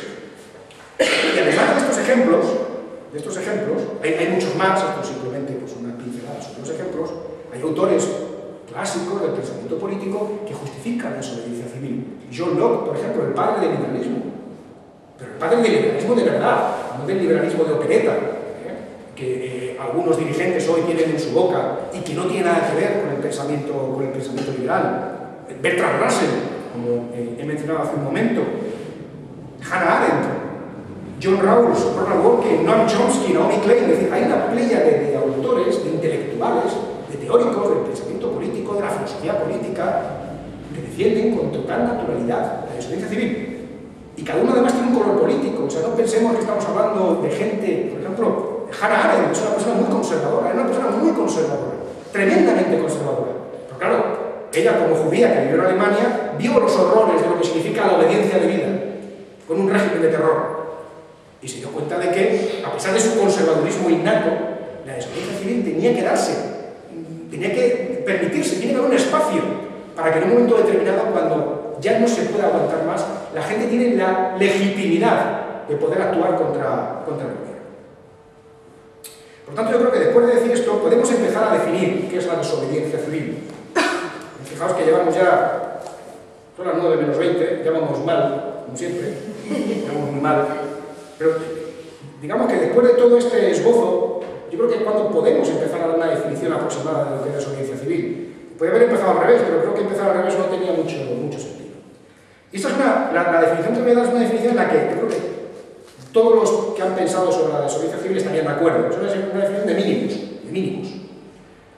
Se entiende por desobediencia civil un tipo especial de negación de ciertos contenidos de la legalidad que alcanza su máxima expresión en sociedades democráticas, es decir, la democracia no es incompatible con la desobediencia civil, sino todo lo contrario, donde alcanza su mayor expresión la desobediencia civil sin democracia, por parte de ciudadanos o de grupos de ciudadanos, siendo tal legalidad en principio merecedora de la más estricta obediencia. ¿Qué quiere decir esto? Que todo acto de desobediencia civil es un acto de desobediencia a la ley, pero no todo acto de desobediencia a la ley es un acto de desobediencia civil. Por ejemplo, aquí cuando Esperanza Aguirre critica la desobediencia civil hace la trampa, ¿no? Estos son unos delincuentes, estos son unos ladrones, estos son unos chorizos, estos son unos sinvergüenzas, son violadores de la ley, simplemente. No, es que la violación de la ley se puede hacer de muchas maneras. La desobediencia civil es una forma muy específica de negación de la ley, de oposición a la ley. Por lo tanto, no se puede decir que cualquier forma de violación a la ley es equivalente a la desobediencia civil. Esto no tiene ningún sentido, es una manipulación que se hace sobre este asunto. Por lo tanto, la desobediencia civil en primer lugar es ejercida por personas conscientes y comprometidas. No es el acto de un loco. Las personas a las que antes me he referido son auténticos ejemplos para la humanidad. Thoreau, Tolstoy, Gandhi, Martin Luther King, Bertrand Russell, etc. No son unos cualesquiera. Son personas conscientes y comprometidas con la sociedad. Es lo que Hannah Arendt, la autora a la que antes me refería, denomina minorías cualitativamente importantes. Son gente que destaca por su personalidad, por su conciencia, por su capacidad de reflexión y de sacrificio. Lo cual les lleva a ser activas y críticas con respecto al momento en el que viven. Los ciudadanos que practican la desobediencia civil son capaces de imaginar un orden social mejor, son capaces de hacerlo. Y en su construcción utilizan la desobediencia civil para lograrlo. Por tanto, no somos cualquiera, sino todo lo contrario. Es gente que tiene unas cualidades muy singulares. Además, el comportamiento de estos ciudadanos no está movido por el egoísmo personal, sino por el deseo de universalizar propuestas que objetivamente mejorarán la vida de todos. O sea, si os dais cuenta, siempre los valores que se defienden a partir de la desobediencia civil son valores generalizables, universales, no son valores concretos. No lo hacen por ellos, lo hacen porque tienen una visión de la sociedad más justa. Pudiera ocurrir que a veces pueden coincidir intereses personales o de un colectivo con un interés general, y no pasa nada. Pero donde no coincida, prevalece el interés general. Y la desobediencia civil solamente puede encauzarse hacia esos fines. No puede encauzarse hacia un fin de carácter privado, de carácter particular o de carácter concreto. Por lo tanto, los ciudadanos que la practican se sienten orgullosos, por eso no se esconden. No van con un antifaz, no utilizan la noche, no se ocultan, sino que quieren es dar ejemplo. Y además es que se sienten orgullosos de lo que están haciendo, consideran que es necesario. La desobediencia civil es, por lo tanto, un deber cívico más. Pues como no tirar los papeles al suelo, en la vía pública, o respetar el mobiliario urbano. Por ello, la desobediencia civil se ejerce de manera pública, como dijimos antes, a lo cual contribuye también la pretensión de quienes la practican de convencer al resto de los ciudadanos de la justicia de sus demandas. No hay nada de lo que avergonzarse. Su ejercicio, esto es muy importante, no debe vulnerar aquellos derechos que pertenecen al mismo bloque legal o sobre los que se sostiene aquello que se demanda. ¿Qué quiere decir esto? A mí me parece que es quizá la cuestión más importante. La desobediencia civil no vale para justificar cualquier cosa. No puede utilizarse un método de desobediencia civil para ir en contra de los derechos que se están reclamando o de los derechos previos sobre los que se sostiene aquello que se demanda. Haremos un ejemplo. En primer lugar, surgen los derechos individuales. El derecho a la vida, el derecho a la libertad de pensamiento, son derechos personales, los tenemos cada uno de nosotros, y si nos los niegan, nos niegan la condición de persona individual, de individuo. Pero es que por encima de esos derechos están los derechos políticos. Es decir, puede haber sociedades donde no haya derechos políticos, pero sí individuales. Pero si hay políticos, tiene que haber individuales. Y si hay sociales, que sería un tercer escalón es que tiene que haber derechos políticos previos. Y por supuesto los individuales. Por lo tanto, no se puede ejercer la desobediencia civil para reivindicar un derecho social yendo en contra de todo lo demás. No vale para cualquier cosa. O sea, la desobediencia civil no es una excusa, un pretexto para ir contra elementos fundamentales de la democracia, porque a alguien se le podría ocurrir, si la desobediencia civil está permitida, pues yo voy a utilizarla para ir contra, por ejemplo, la igualdad de las personas. Porque a mí no me gusta la igualdad de las personas. No, en este caso la desobediencia civil no es el instrumento.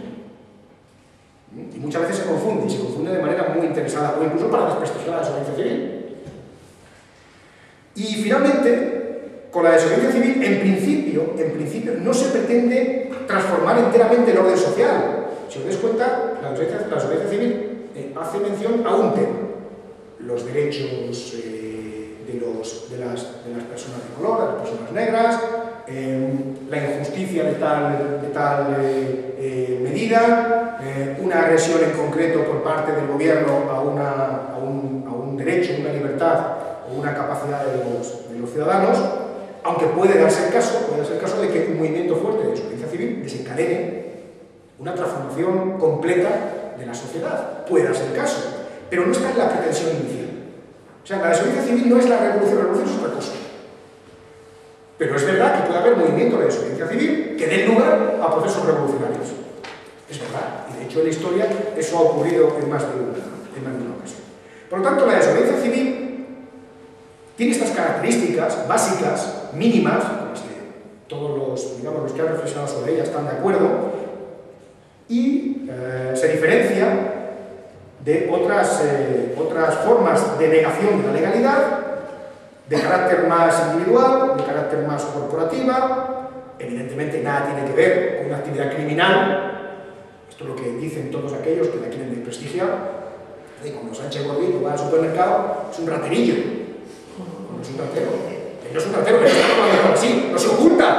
Si lo que quiere es que le vean, si lo que quiere es que eso se difunda. Habrá algo más contrario a lo que es la actitud de un caco, que lo que hace es que se oculta y si puede salir corriendo. No, señor Guardia Civil, deténganme, si es que yo he venido a esto. He venido a esto, a ver si ya me detienen y le damos publicidad al asunto. No tiene nada que ver con el terrorismo ni con la conspiración, aunque muchas veces se califica a los desobedientes, bueno, a Gandhi, terrorista, o a Martin Luther King, bueno, a todos los que han ejercido la desobediencia civil, a los que la están ejerciendo ahora. Se les fría multa, se les insulta, se les falta el respeto, se les acusa de todo lo que se puede acusar a una persona sin ningún fundamento. Menos mal que los tribunales están quitando la razón a todas estas acusaciones absurdas por parte del gobierno, pero esto es una historia muy vieja, la conocemos de siempre. Y tampoco es la revolución, no es la revolución. Eso es otra cosa, aunque puede dar paso, ya dije antes, a la revolución.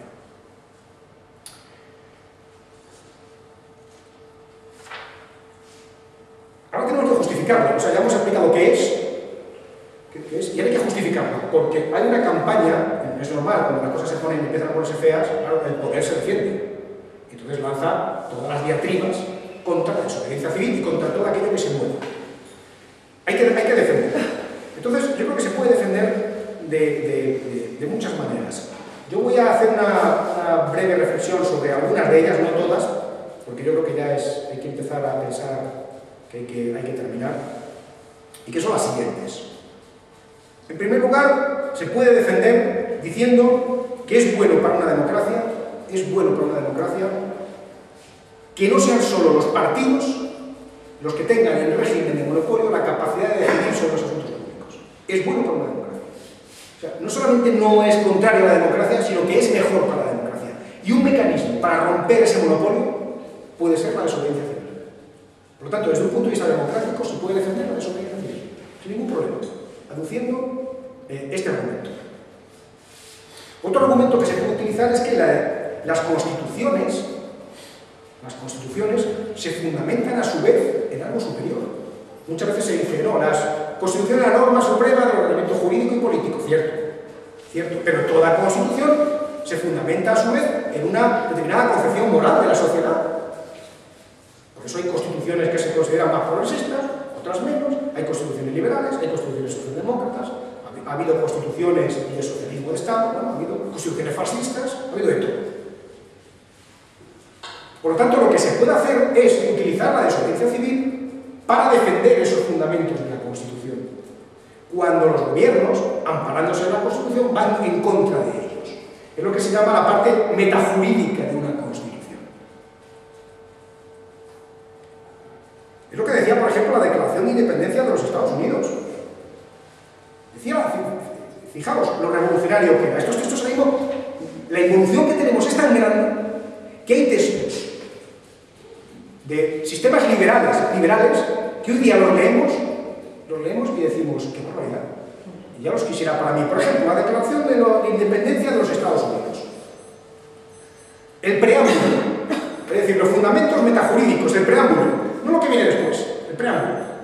Decía, sostenemos como evidentes una serie de verdades, que todos los hombres son creados iguales, que son dotados por su creador de ciertos derechos inalienables, que entre estos están la vida, la libertad y la búsqueda de la felicidad, que para garantizar estos derechos se instituyen entre los hombres los gobiernos, que derivan sus poderes legítimos del consentimiento de los gobernados, que cuando quiera que una forma de gobierno se haga destructora de estos principios, el consentimiento de los gobernados, el pueblo tiene derecho a reformarla o abolirla e instituir un nuevo gobierno que se funde en dichos principios y a organizar sus poderes en la forma que a su juicio ofrecerá la mayor probabilidad de alcanzar su seguridad y felicidad, es decir, el derecho a la rebelión. O sea, el preámbulo de la Declaración de Independencia de los Estados Unidos legaliza el derecho a la rebelión.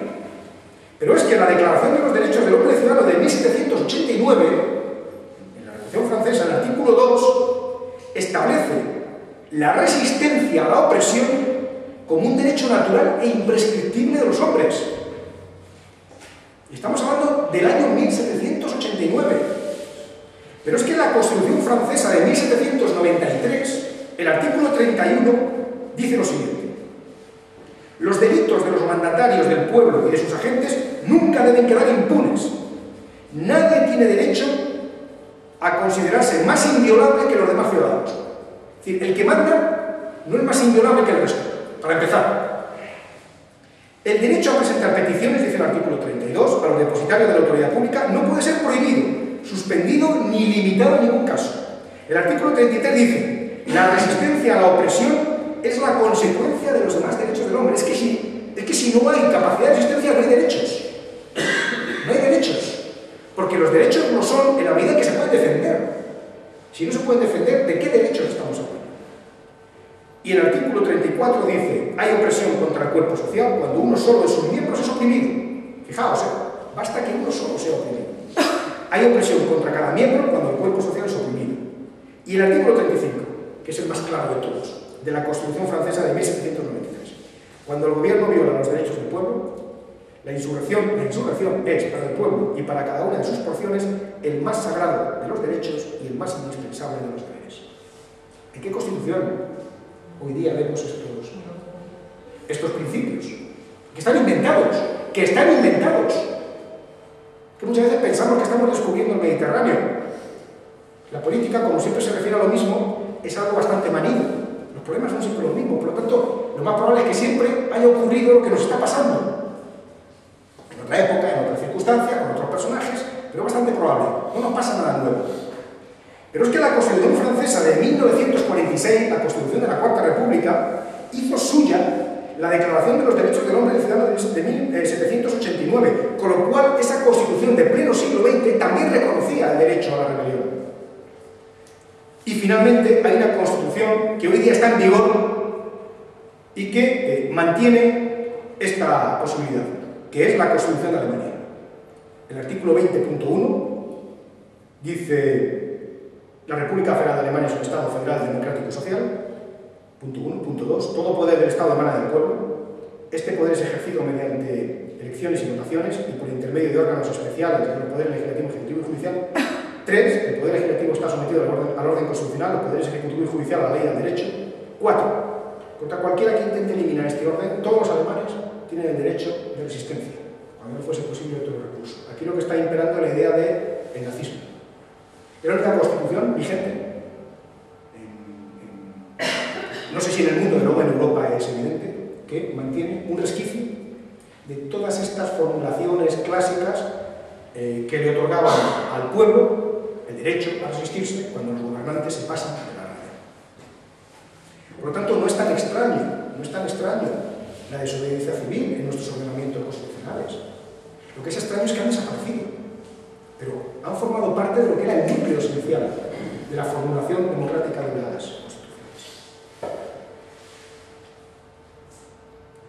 Está justificada también la desobediencia civil cuando se da la siguiente. Imaginaos que un gobierno toma hoy una decisión irreversible para el futuro de las generaciones que vienen. Irreversible. Frente a una decisión de esta naturaleza cabe la desobediencia civil. Porque esa decisión no va a tener remedio. Y aquellos que hoy ni siquiera han nacido y por lo tanto no pueden decidir, no pueden verse perjudicados por ella. Por eso la desobediencia civil se utiliza mucho en las reivindicaciones de carácter ecologista. Porque si estamos destruyendo el planeta en el que vivimos, lo que estamos es comprometiendo el futuro de los que todavía no han nacido. ¿Y cómo podemos decir que los que no han nacido están dando su consentimiento a un gobierno actual? Eso no tiene ni pies ni cabeza, no tiene ningún sentido. Para que haya gobierno democrático tiene que haber consentimiento. El consentimiento tiene que darlo el que vive, no el que todavía no ha nacido. Por lo tanto, en estos casos concretos, la desobediencia civil es un elemento básico, elemental de oposición. Ya no digamos cosas que estamos viendo hoy día. Yo creo que la desobediencia civil se justifica plenamente cuando tenemos un gobierno mentiroso que incumple flagrantemente un programa electoral, en virtud del cual está gobernando. Porque si quien gobierna hoy hubiera dicho en su momento que iba a hacer todo esto, pues a lo mejor no gobernaba. En ese caso concreto, la desobediencia civil tiene absoluta legitimidad. Porque aquí no se ha dado un mandato a este gobierno para hacer lo que hace. Se le dio un mandato para hacer otra cosa. Y de repente es el gobierno que ha decidido romper el contrato, romper el pacto. Al menos con quienes le eligieron. ¿No? Pues que ese gobierno se ha colocado ya en otro lugar. Se ha colocado fuera de la democracia. También cabe la posibilidad de utilizar la desobediencia civil cuando un gobierno gobierna a favor de intereses privados y contra los ciudadanos, incluso contra su propio ordenamiento constitucional. Aquí queda claro que nos están gobernando en función de los intereses de la banca alemana. Es evidente, y da igual la situación de los ciudadanos. Da igual cómo acabe el país. Lo importante es que la banca alemana acreedora cobre. Y lo que quede de España y de la sociedad española después, pues eso es algo indiferente. La gente tiene capacidad para oponer, debe tener capacidad para decir algo, para oponerse a esa aberración. Como decía antes, además, con ese gobierno lo que ha hecho ha sido ir en contra de la Constitución. No ya de los fundamentos metajurídicos, ¿verdad? Leemos el preámbulo de la Constitución y nos entra risa. Nos entra risa. Sino incluso introduciendo un artículo en la Constitución, el artículo 135, que va en contra de muchas partes esenciales de la Constitución. Ahora mismo tenemos dos constituciones en vigor. Una que ha sido refrendada por los ciudadanos, con mejor o peor criterio, pero que ha sido refrendada por los ciudadanos, y otra, que es una constitución que vive dentro de la Constitución que ha sido aprobada por la ciudadanía, que ha sido negociada en secreto, que no ha sido objeto de un sufragio, y que además en el Congreso de los Diputados y en el Senado fue discutida con carácter de urgencia, violando los reglamentos del Congreso y del Senado. Caben más razones para justificar la desobediencia civil, la defensa de la democracia contra atropellos de este calibre. Y luego también se puede justificar la desobediencia civil por los logros que ha conseguido a lo largo de la historia, ¿no? Y ya hemos puesto ante los ejemplos. Creo que son ejemplos gloriosos. Jamás la desobediencia civil acabó con un sistema democrático. Jamás, todo lo contrario. Hizo que un sistema que no era democrático fuese más democrático. Mejoró la situación de las personas. Mejoró los derechos y las libertades. Por lo tanto, la propia trayectoria de la desobediencia civil en la práctica lo que nos dice es que ha sido un instrumento eficaz de mejorar la vida en sociedad, lo cual hace que quede legitimada, que quede justificada, que se pueda utilizar plenamente. Se nos dirá, claro, pero es que las leyes injustas en democracia pueden ser cambiadas por procedimientos democráticos. Espérese usted a las próximas elecciones, lo que suele decirse. Claro, pero muchas veces las normas son precisamente el problema.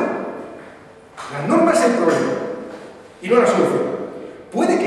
mecanismos para cambiar las leyes, pero muchos de ellos son de una dificultad tal que son puramente formales.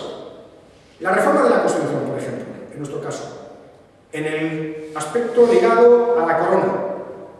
Si analizamos cuáles son las condiciones que hay que cumplir para reformar la Constitución en lo que tiene que ver con la corona, veremos que es prácticamente imposible que eso cambie, por los mecanismos que establece la propia Constitución. Eso se intentó blindar y se blindó. Hay otras partes de la Constitución que son más fáciles de cambiar. Esa en concreto está blindada. Por lo tanto, no vale que ahí diga, no hay un procedimiento. Sí, hay un procedimiento, pero conduce un callejón sin salida. Por lo tanto, usted me está engañando. Usted lo que quiere es que yo me enrede en un camino en el que yo me ilusione pensando que voy a conseguir algo y al final lo que voy a hacer es perder el tiempo y dejar a usted tranquilo. Tampoco los procedimientos de revisión judicial valen, porque son tan lentos que cuando quieren emitir un veredicto, ha pasado tanto tiempo que aquello que se pretendía solucionar se ha terminado de pudrir, ¿no? Y ha generado unos daños absolutamente terribles que nadie puede, que ya no son capaces, no es capaz nadie de remediarlos. Por otra parte, desde los juicios de Nuremberg, juicios contra el nazismo, ha quedado claro que es legítimo desobedecer leyes nacionales que van en contra de acuerdos internacionales. Por ejemplo, en España está suscrita a muchos convenios de carácter internacional de defensa de derechos humanos. Esos convenios están siendo violados sistemáticamente por la legislación interna. Y además es una legislación que no pasa ni siquiera previamente por un parlamento, porque se hace a base de decretos leyes. Bueno, pues desde los juicios de Nuremberg sabemos que el orden internacional al que un país está ligado también es sujeta, y es parte de su legislación. Y por lo tanto, se podría perfectamente utilizar la desobediencia civil para exigir que esa parte de la legislación nacional se haga respetar, que se cumpla. Y eso en cambio tampoco se hace. Hay otra justificación contra la desobediencia civil que dice, bueno, claro, vale, yo le admito que usted pueda hacer desobediencia civil, ejercerla en una sociedad democrática, pero tiene usted que agotar antes las vías de cambio ya existentes. Porque claro, es que hay canales, como decía antes, que nunca se agotan, porque no conducen a ninguna parte. Pide usted firmas, pero si ya sé lo que va a pasar con la firma, que va a ir a la papelera, haga usted un escrito, haga usted una protesta, presente usted una moción, como si presento 1000. Si al final sé dónde van a ir a parar, de nuevo me está usted enredando. Y además, ¿qué necesidad tengo yo como ciudadano a empeñar mi vida a recoger durante 20, 30, 40, 50 años firmas que no conducen a ningún sitio? O sea, esto del procedimiento no puede servir nunca como justificación para no ejercer la desobediencia.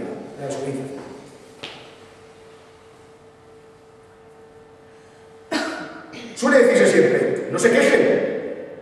Ustedes han dado su consentimiento tácito a lo que dice el gobierno, por el mero hecho de vivir en sociedad y beneficiarse de ella, lo que decía Platón, a través de Sócrates, ¿recordáis? La ley en minúscula puede ser injusta, pero la ley en mayúsculas no. Por lo tanto, si yo me beneficio de vivir en sociedad, yo no puedo ir en contra de la sociedad. Hay quien dice, bueno, a mí nadie me preguntó si estaba de acuerdo, cuando nací, si estaba de acuerdo con esta sociedad o no. Yo me he criado en esta sociedad, he ido dando un consentimiento tácito, por así decirlo, pero ha podido ser completamente irreflexivo. Esto es como cuando a uno le bautizan, según nace, ¿no? No, es que usted es cristiano, no, que yo soy cristiano. Me bautizaron y no me pidieron permiso. Y claro, ahora como resulta que para dejar de serlo es tan complicado, pues seguimos algunos en el registro, ¿no? Apareciendo. Pero claro, es prácticamente imposible borrarse de ese registro. Espero que ser cliente de Amena o de Telefónica o una cosa de estas, ¿no? No hay manera, no hay manera de quitarse esta cosa. A nadie le preguntaron. Y en todo caso, ¿qué es eso de un consentimiento tácito? Dicen algunos autores. Aquí el único consentimiento que vale es el explícito. O sea, yo te reconozco a ti como representante para que hagas esto y esto otro. Y todo lo que se sale de esto y esto otro no es ni negociable ni interpretable. O sea, el consentimiento tácito no existe. Hay el consentimiento explícito. Es decir, el mandato representativo, no el mandato imperativo. Ya sabéis aquí lo que pasa cuando se elige a un representante. Ese representante, por mandato imperativo, tiene capacidad para hacer durante el tiempo que ejerce el mandato lo que le dé la gana. Porque se entiende que hay un consentimiento tácito. No. ¿Y por qué se entiende eso? Eso es una ficción. Es como que aquello que se dice, no, el representante, el diputado representa a la nación. ¿Pero por qué? Eso es otra presunción. Representará primero a su partido, digo yo. Si incluso algunos no creerán ni siquiera que la nación existe, o tendrán otra idea de la nación, pero ¿qué tontería es esta? Por lo tanto, no se puede decir, como planteaba Sócrates, es decir, Platón, que por el mero hecho de vivir en sociedad damos autorización a todo lo que los gobernantes hagan en una sociedad. Eso es una exageración que no tiene ningún fundamento. Y luego está aquel argumento, este se utiliza mucho ya cuando ya no queda otra cosa que decir, por parte de los enemigos de la desobediencia civil, que dicen, claro, hombre, que si se admite que alguien desobedezca, luego mañana vendrá otro, pasado otro, y de aquí a la anarquía, a la guerra, a la violencia y al sin Dios, pues hay un paso. Es lo que decía Thomas de Quincy, en el asesinato considerado una de las bellas artes, que yo recomiendo que leáis, es un libro muy mordaz. Decía, un poco claro, si un hombre se deja tentar por un asesinato, esto lo decía al revés. Poco después pensará en el robo, del robo pasará a la bebida, de la bebida no respetar los sábados, y de esto a la negligencia no modales y al abandono de sus deberes. Lo decía al revés. Pues no es así. No es así. Repito, no se conoce ningún caso de desobediencia civil aplicado en la práctica donde al final lo que se haya producido sea una situación de anarquía, de violencia, de caos, es decir, que haya sido peor el remedio que la enfermedad. Porque además la desobediencia civil no puede ejercerse para ir contra derechos ya reconocidos que van configurando la personalidad humana, que es lo que dije antes, los individuales, políticos, sociales y de ciudadanía. La desobediencia civil no puede ir nunca contra lo universalizable, no es un instrumento para ejercer. Todo lo contrario, sirve para ampliar la esfera de derechos de todos que garantiza la convivencia en paz, libertad e igualdad. Bien, para terminar, hay una página web del Instituto Albert Einstein y aparece una lista de 198 métodos de acciones no violentas. O sea, fijaos, 198 métodos. O sea, que la variedad es riquísima, ¿no? Por ejemplo, ya están aquí los scratches hace mucho tiempo, ¿no? Aquí le llaman, en inglés le llaman ir a la caza de los dirigentes. A la caza de los dirigentes. Pero bueno, en el fondo es el scratch, es decir, si el dirigente, si el político no me hace caso, si el representante no me hace caso, porque no me recibe en su oficina, no me coge el teléfono, cuando le envío un email no me contesta, si le llamo tampoco está, pues hombre, es que no me queda más remedio que buscarle en otro sitio.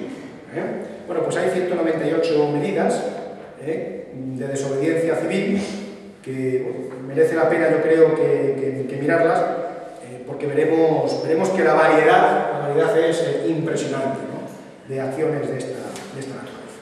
Y ya para terminar, yo creo que podemos sacar como conclusión, en primer lugar, que la desobediencia civil no es algo nuevo, es una cosa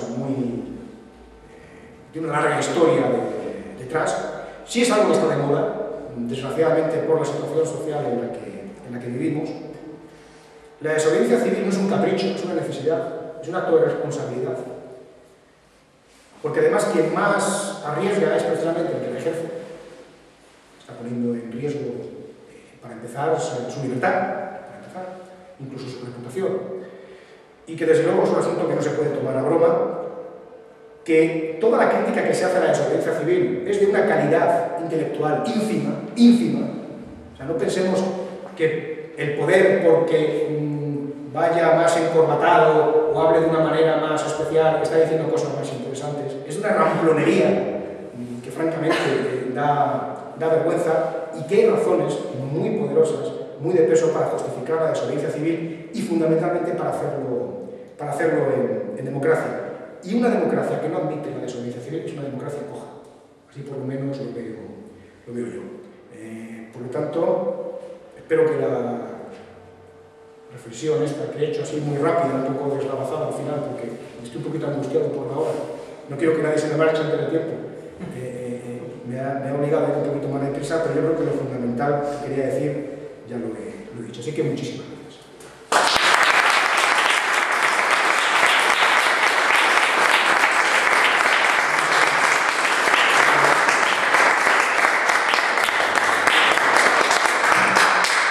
Bueno, y ahora sí, si hay preguntas, podemos dejar 10 minutitos, una cosita así, 10-15 minutitos para preguntas, y así todos llegaremos a casa una hora prudente.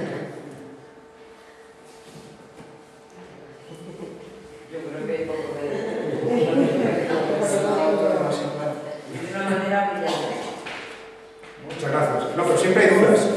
Por ejemplo, en el tema de la desobediencia civil, el secreto está en los matices. Como decía aquel, ¿no?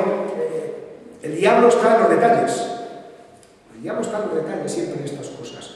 Se hace un discurso por parte de los oponentes a la desobediencia civil grosero, de una grosería, de una bajeza, de una inmoralidad, de una limitación intelectual que francamente da vergüenza. Es que no pasaría en un examen, claro, no pasaría en un control no lo pasaría, pero simplemente por indecencia intelectual, ¿no? Luego se podrá estar de acuerdo o no, se podrá decir que tal, que cual, pero no, lo que no se puede decir es que las cosas son otra cosa. Las cosas son lo que son, significan lo que significan.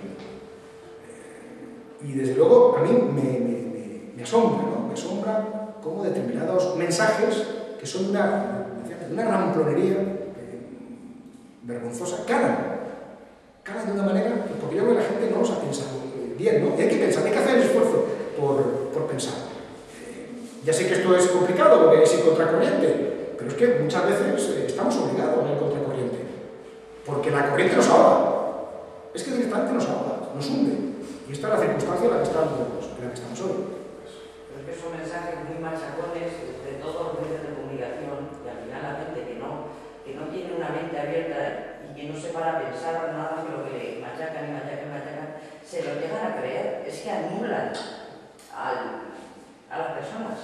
Uno que no tenga una mente un poco a decir, me voy a hacer alguna pregunta, y pim pam, ya se lo creen. Es un mecanismo para forjar la obediencia. Yo he es uno de los mecanismos que permite que haya obediencia. Pero claro, hay que pensar, hay que sentarse, hay que pararse. Lo que hay que tener claro es que las calles son del pueblo, y por mucho que nos gobiernen, es que no son legítimos. No son legítimos ni para los que les han votado. O sea, que ahora no sirve decir yo, por ejemplo, tú has votado al PP, te jodes. No, tú has votado al PP y tienes que salir a quejarte, como yo que no le he votado. Tienen que salir todos los que le han votado y los que no les hemos votado. O sea, el mensaje de tú has votado, te jodes. No, pues no vale tampoco. Hay que convencer a ese para que salga y le diga que él no votó para eso. Y hay que, yo no sé, pero vamos, y hay que salir a ver. Porque lo que les jodaba es que estamos en la calle. Me llaman chuna, yo no chuna. Pues yo estoy muy orgulloso de formar parte de esta chusma, porque está formada por gente de mucho prestigio. Más bien parece que lo contrario está en el otro lado. Más bien parece. A mí no me gustaría tener como amigos, como compañeros de los que están en el otro lado. Prefiero estar con estos. Me parece gente más sana, más noble, y algunos han dado la vida, incluso, ¿no? Se me olvidó el caso, por ejemplo, de Nelson Mandela, es otro ejemplo de desobediente civil, ¿no? Hay tantos. Yo ejemplo, ante una duda, que quizá en otro momento de la historia, pues la capacidad que ha tenido el poder de control mental de los ciudadanos, quizá nunca haya sido tan poderosa como es ahora, ¿no? Un poco por toda la cantidad de medios de comunicación que hay, que ya estamos un poco en el universo sería del libro de George Orwell, ¿no? De 1984, que prácticamente cualquier ciudadano tiene una pantalla en la que continuamente, ya sea a través del móvil, de internet, de lo que sea, continuamente se le está adoctrinando en lo que es conveniente, ¿no? Es decir, el planteamiento es, pues bueno, es una sociedad nueva, radicalmente distinta a lo que ha habido en el pasado. Pues no sé si la desobediencia civil en este momento puede llegar a provocar cambios tan importantes como haya podido pasar en el pasado, ¿no? Quizás ahora, pues, lo único que puede haber son cuestiones anecdóticas, ¿no? Como lo que pasó, lo de Sánchez Gordillo, ¿no? O algunos movimientos ecologistas, que siempre son muy minoritarios y que la participación pues es un poco a lo que todos estamos acostumbrados, ¿no? Una participación muy residual. Entonces, bueno, pues no era una pregunta concreta, sino una reflexión.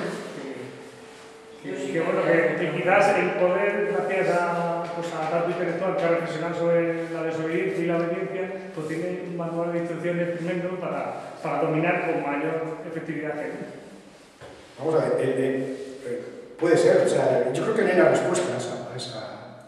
Entonces la pregunta, porque yo creo que es lo importante, ¿no? Hacer las preguntas, las respuestas, ya veremos si las tenemos o... Yo no la tengo.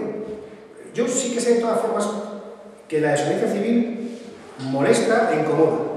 Es un plano en el culo para... Molesta e incomoda. Entonces, bueno, el hecho de que moleste e incomode, pues ya indica algo. Que pueda ser la fórmula, pues no lo sé. Imagino que solo. Porque es verdad que el poder hoy tiene muchos elementos a su favor. Entre otras cosas, hay mucha gente que está siendo pagada por el poder para estar pensando continuamente en esto. Es decir, el que está del otro lado dedica su rato, su tiempo libre, con mejor o peor fortuna, pero no es un profesional de esto. El poder paga. Determinados profesionales para que estén continuamente urdiendo este tipo de cosas, ¿no? De engaños, de mentiras, de ocultación, de manipulación, etc. Pero sí que se constata que al poder no le gusta, le incomoda. Bueno, pues si le incomoda es que algo se está haciendo bien, ese es mi punto de vista. Y luego es verdad que las nuevas tecnologías pues, permiten al poder ser más contundente y tener más control. Yo creo que cuanto más control se tiene, también más frágil se es. Es decir, imaginemos que mañana caen todos los sistemas informáticos del mundo. La que se organiza, yo no sé la que se organizaría. Yo no sé cuánto aguantaría esta sociedad con una caída de todos los sistemas informáticos y de control. Eso puede ocurrir. Por un lado, por tanto, el poder es más poderoso, pero también es muy vulnerable, porque cada vez todo depende de menos elementos, ¿no? Y luego es verdad que las tecnologías tienen otro lado. Yo creo que a la desobediencia civil le está viniendo muy bien, hoy día, Internet. No desde luego la televisión, ni la radio, ni los métodos tradicionales de desinformación. Esos no. Pero en Internet pues hay un campo. Y en las comunicaciones hay un campo. Que luego puede ser utilizado en contra de, sin lugar a dudas. Yo soy de los que piensan que los que tenemos un móvil estamos controlados. Alguien sabe dónde estamos. Lo que pensamos y hasta nuestro estado de ánimo. Estoy convencido. Debe tener algún detector y tal. Pero aunque no le Claro, en el Facebook tal. Pero quiero decir que cuidado, porque a veces yo, al final, yo creo una cosa, y es que no hay sistema que dure 1000 años. No, cuando digo 1000 años, no me lo toméis al pie de la letra. Pero que no hay sistema eterno, o sea, no hay orden eterno. Al final, por una razón o por otras, un sistema cae y viene otro. ¿Cómo se produce eso? Pues en cada circunstancia histórica habrá que estudiarlo, habrá que verlo. Y no creo que este sea un sistema eterno, todo lo contrario. Creo que es un sistema que tiene los días contados. Porque además está acabando con todo. Por lo tanto, a lo mejor el poder, cuando se enfrente a los últimos capítulos de su poder actual, los últimos capítulos de este libro, pues a lo mejor se comporta de otra manera. O no, ya veremos, o la gente actúa de otra manera. Ya veremos. En todo caso, a la sociedad civil me parece que es una forma interesante de actuar porque molesta. Y bueno, pues si molesta, pues hagámoslo. Algo positivo o algo de razón tendremos, ¿no? En cuanto al método. Yo te quería preguntar, ¿desobediencia civil va en contra de los canales democráticos? Puntualizo. ¿La desobediencia civil va en contra de unas elecciones de votar? Es una forma. En estos 198 métodos de acción no violenta, por ejemplo, se incluye el no ir a votar, no pagar impuestos en un momento determinado, o incluso en organizar un referéndum paralelo. Pero ¿no crees que, como no se va a poder convencer a todo el mundo, si tú convences de no ir a votar, al no ir a votar todo el mundo, los votos que queden facilitan a los demás partidos que saquen mayoría? Hombre, es una decisión, vamos a ver, es una decisión que hay que medir mucho. Por ejemplo, imaginemos que nos obligan, imaginemos que hay un sistema, bueno, tampoco hace falta echarle mucha imaginación. Hay unas elecciones en las cuales, en virtud del sistema electoral que ahí está prefigurado, está claro que el resultado va a ser el que va a ser. ¿Vamos a esas elecciones o no? ¿Vamos a esas elecciones o no? Pues habrá que pensárselo muy mucho, porque pudiera darse el caso de que en un momento determinado de gran tensión, pues a lo mejor conviene no presentarse. ¿Cuántas veces ha habido un boicot en unas elecciones, históricamente? Pero siempre van a hacer los mismos. Bueno, depende, eso depende de la circunstancia. No presentarte... O no presentar ni candidatos. Por ejemplo, hoy ha habido algo similar, dentro de la misma naturaleza. Hoy el ministro Ver repartía unos diplomas de los mejores estudiantes. Bueno, en esta lista de actos no violentos hay un número tal, no sé qué número. Cuando el poder da un premio, ni te presentes a recogerlo. Bueno, si te presentas, ni lo agradezcas. Y si lo recoges, utiliza el micrófono para poner el poder de multimedia. En este caso, algunos estudiantes han decidido, los mejores expedientes, algunos de ellos han decidido coger el diploma y no darle la mano a Ver, pasar como si Ver tuviera la peste negra, o sea, una velocidad de rayo, haciéndole un desprecio. Bueno, es una posibilidad. Habrá incluso algunos que a lo mejor dicen ni ir siquiera. Yo ni me rebajo ahí, que un acto para mantener la parafernalia esta, no quiero diplomas. Entonces, bueno, en las elecciones pues, puede pasar un poco lo mismo. Depende de lo que esté en juego, de cómo esté el caldo de cultivo, de cómo esté la sociedad en un momento determinado. ¿No sería mejor intentar, entre comillas, obtener más poder? ¿Y si el sistema electoral te lo impide? ¿Y si penalizan los partidos que no están con ellos? Es que hay que mirar el caso concreto. O sea, en abstracto es muy difícil hablar. La desobediencia civil se refiere a hechos concretos. ¿Cómo actuamos de la mejor manera en este caso concreto, en estas circunstancias? Es muy flexible, digo, aquí hay 198 métodos. Anda que no hay... Y seguro que faltan, ¿eh? Seguro que nos ponemos a pensar y a lo mejor sacamos una lista doblando el número y llegamos a los 400. Es muy flexible, No, pero yo creo que el compartido que se tendrá que hacer un análisis interno profundo de saber lo que se va a hacer a partir de ahora. Tu partido, que es en el que yo estoy, no se ha afiliado a ninguna plataforma a favor de la desobediencia civil. La permite individualmente, pero entra la propugna. No presentamos a las elecciones. ¿Eso es más positivo o es menos positivo? Depende de la coyuntura, yo no me atrevo a decirlo. Depende de la circunstancia en la que estemos hablando, no lo sé. En abstracto me resulta muy difícil, me resulta imposible opinar. No lo sé. Yo quería decir, me ha parecido muy bien la conferencia. Pero aquí hay que partir, te ha sido tan remoto que cuando hemos entrado en el grano, pues ya no hay. Bueno, pues yo te quiero decir que tenemos lo que nos merecemos los españoles. Esto está más claro. Y según van pasando los años, pues cada vez más, ¿no? Tenemos una constitución tan ambigua, se ha hecho tan ambigua, pensando que pues, íbamos a poder gobernar hasta los comunistas si llegáramos a ganar unas elecciones.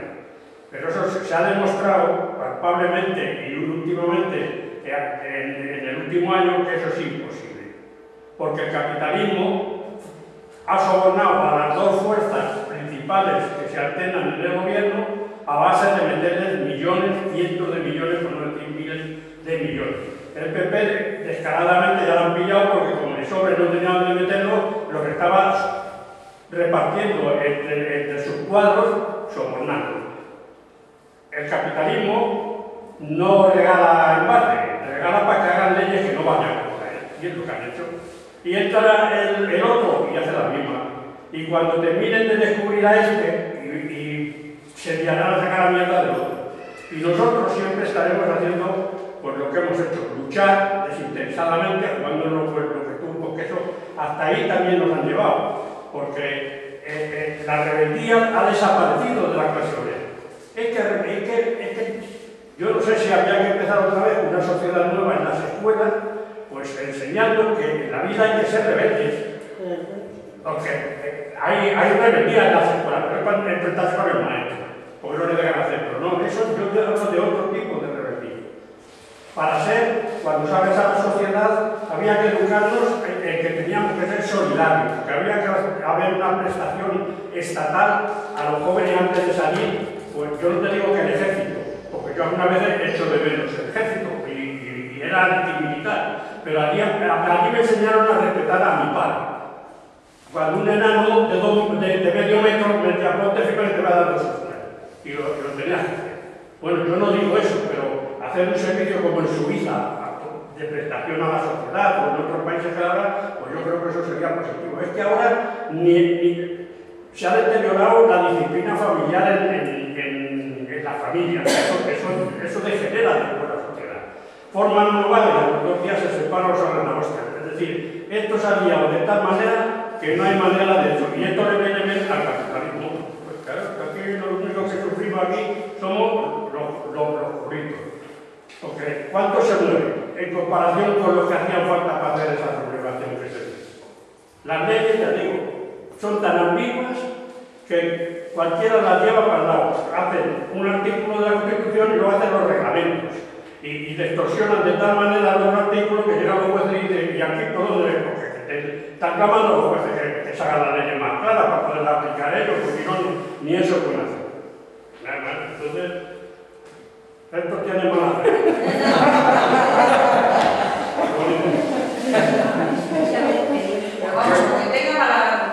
Aunque tenga mala lengua, hay que seguir saliendo a la calle. No, si yo no digo que sí. Esto tiene mal arreglo, que es lo contrario de lo que decía Fraga en aquel libro que decía que parece que era arreglo. Es un proceso lento, no es un proceso rápido, es un proceso... Claro, vamos a ver. Lo que acabas de explicar, por lo que ha habido es una descomposición de las estructuras sociales que existían antes. Mejores o peores, pero eso se ha descompuesto. ¿Y hoy día qué hay? Pues hoy día no hay prácticamente nada. No hay prácticamente nada. Y eso es bueno, pues eso a lo mejor es bueno para determinadas cosas, pero muy malo para otras. ¿Que hay que crear una sociedad nueva? Yo creo que cada vez más gente estamos en esa idea, que esta sociedad que ya no sirve, que no da más que es una sociedad dañina. El problema está en pues, cómo lo hacemos. Y hay 2 fórmulas, o la haces dentro de la sociedad o te vas fuera. Si es que ni más. Y antes yo creo que lo decía, yo creo que hay que intentar seguir haciéndolo adentro. Aunque, repito, no descarto la posibilidad de un otro determinado, pues mira, es que esto, como decías tú, esto no tiene arreglo, esto no hay que cogerlo, y ya estamos cansados y vamos a montar, pues eso, la sociedad epicúrea en la montaña. Pues a lo mejor, pero decir, yo no lo descarto, porque yo no tengo una bola de... Yo no soy Tiresias, el sabio ciego, yo no lo sé. No lo sé. Pero en todo caso, yo creo que mientras estemos aquí, nuestra obligación como ciudadanos es expresarnos, cumplir con nuestros deberes, y uno de ellos en democracia es ir a la calle y, si llegado el caso, ejercer la desobediencia civil, porque hay argumentos y justificaciones suficientes. Yo creo eso. ¿Eso va a ser el paraíso o la salvación? No tengo ni idea, no lo sé. Es más, si nos planteamos quizá esa cuestión, nos vamos a desanimar muy pronto, porque a lo mejor ese paraíso no llega. No llega.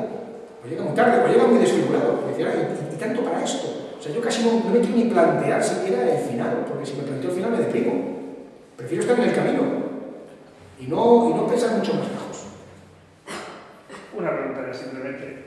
¿Las huelgas no eran desobediencia civil? Cuando no eran legales, sí. Claro, cuando se hicieron legales se acabó. Claro. Dejando de tener lógica. Por ejemplo, claro. No, tiene otra lógica, pero no es desobediencia civil. Por ejemplo, la objeción de conciencia. La objeción de conciencia en un primer momento era desobediencia civil. Y luego se dijo, no, hay que convertirla en legal, para darle un estatuto distinto. Deja de ser automáticamente desobediencia. La desobediencia civil es quebrantamiento de la ley. La huelga, cuando está reconocida, es un derecho. Pero una huelga en la que ya se imponen servicios mínimos y se reglamenta de la manera... Pues al final es un derecho tan limitado, tan domesticado, que se convierte en una especie de paripé. El día de la huelga aquí en la capital, la manifestación posterior que surgió espontáneamente, eso es un acto de desobediencia civil. Pura y dura. No está autorizado y se hace. Pero sin embargo, luego muchas de las multas que les habrán abolido a los compañeros será porque vulneraron los derechos individuales. Claro. Es un acto ilegal. Bueno, no, perdón. No es que la manifestación sea ilegal, porque una manifestación no puede ser ilegal, que ese es otro error. En una democracia las manifestaciones son ilegales. son autorizadas o no autorizadas, que es distinto.